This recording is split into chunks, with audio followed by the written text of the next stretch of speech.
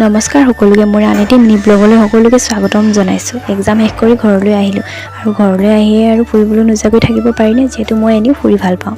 তাতে বছৰৰ শেষ বুলি সকলোৱে ফুৰিবলৈ গৈছে, আমিনো কিয় পিছ পৰি ৰওঁ নহয় জানো। আমাৰ কিন্তু তেনেকুৱা কোনো ধৰণৰ প্লেনিং নাই। মই প্ৰকৃতিৰ বুকুত উমলি সেউজীয়াবোৰৰ লগত কথা পাতিহে ভাল পাওঁ আৰু সেয়ে সেউজীয়াবোৰ বিচাৰি ঘূৰি ফুৰোঁ। আজি সেয়ে আহিলোঁ নৈ পাৰলৈ বুলি। ইয়াত সেউজীয়াবোৰে হাঁহি খিলখিলাই থাকে। ইহঁতৰ লগত থাকিলে যে সময়বোৰ কেতিয়া কেনেদৰে পাৰ হৈ যায় ধৰিবকে নোৱাৰি। নদীৰ কাষে কাষে চাওকচোন, সৰিয়হৰ খেতিও কৰিছে আৰু অকল সৰিয়হৰ খেতিয়েই নহয় দেই, বিভিন্ন ধৰণৰ শাক পাচলি খেতিও কৰিছে চাওকচোন।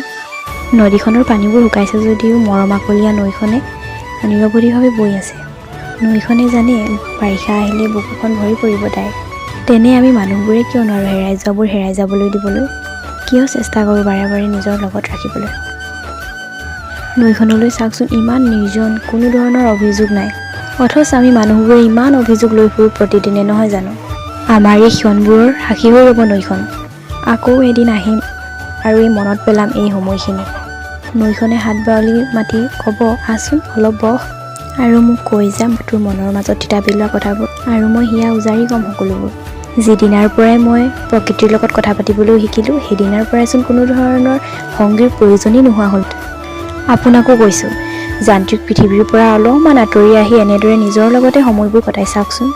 নিজৰ মনৰ কথাবোৰ হিয়া উজাৰি কৈ চাওক, দেখিব নিসংগতাৰো এক সুকীয়া মাদকতা আছে। সকলো ভালে থাকক, সুখত থাকক। আজিলৈ এৰিছোঁ।